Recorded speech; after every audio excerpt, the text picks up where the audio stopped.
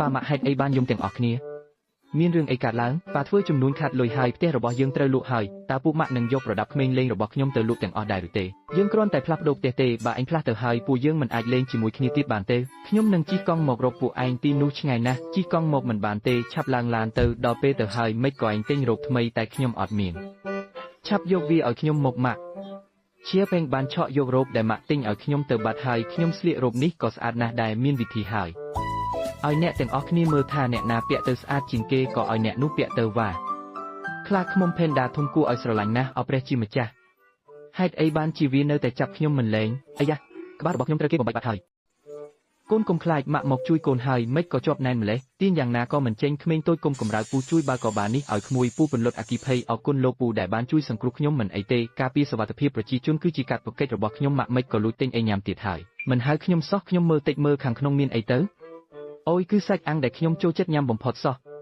ខ្ញុំទិញជាប្រភេទហឹរខ្លាំងក្មេងញ៉ាំមិនកើតទេខ្ញុំយកទឹកក្តៅលាងទេខាងលើចេញក៏ញ៉ាំបានហើយឥឡូវអត់ហឹរបន្តិចណាទេលើក្រោយញ៉ាំសាច់អាំងត្រូវតែនាំខ្ញុំទៅផងមិនក៏មាត់ខ្ញុំពោពេញទៅដោយពុះអស់ហើយ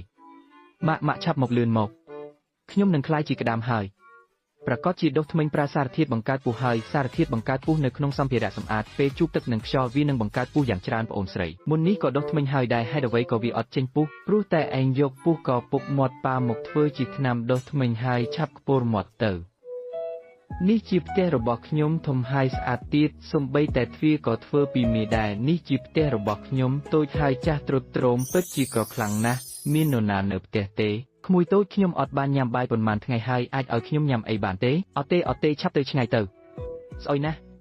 មាននរណានៅផ្ទះទេក្មួយតូចខ្ញុំអត់បានញ៉ាំបាយប៉ុន្មានថ្ងៃហើយអាចឲ្យខ្ញុំញ៉ាំអីបានទេនៅផ្ទះសនំប៉ោតែមួយគត់ហើយយកទៅញ៉ាំទៅដានឯងល្ងងឬអត់ខ្លួនឯងក៏គ្មានអីញ៉ាំផងនៅយកអាហារទៅឲ្យអ្នកផ្សេងញ៉ាំទៀតដានឯងជាមនុស្សចិត្តល្អសប្បុរសលះបង់ដើម្បីអ្នកដទៃឯងទើបជាអ្នកដែលគួរតែបានញ៉ាំបាយអាហារថ្ងៃត្រង់របស់សៀវមីមើលទៅពិតជាឆ្ងាញ់ណាស់ហើយអ្វីបានជាអាហារថ្ងៃត្រង់របស់ខ្ញុំបែបនេះទៅវិញគ្មានអ្វីទាំងអស់ដោយសារតែឪពុកម្ដាយអ្នកផ្សេងបានឲ្យលុយច្រើនតែម៉ាក់ឯងឲ្យខ្ញុំតែកាក់ពីទេឯងបាំងផ្លូវយើងយកបាយហើយឆាប់យកបាយរបស់ឯងទៅឆ្ងាយទៅមានអីគួរឲ្យអស់សំណើចខ្ញុំយកទៅញ៉ាំនៅខាងក្រៅមិនបានមែនទេញ៉ាំនៅទីនេះប្រកាសជាគ្មាននរណាអាចចំអកឲ្យខ្ញុំបានទេអីយ៉ាកង់ដែលខ្ញុំដាក់នៅទីនេះហេតុអ្វីបាត់ទៅហើយ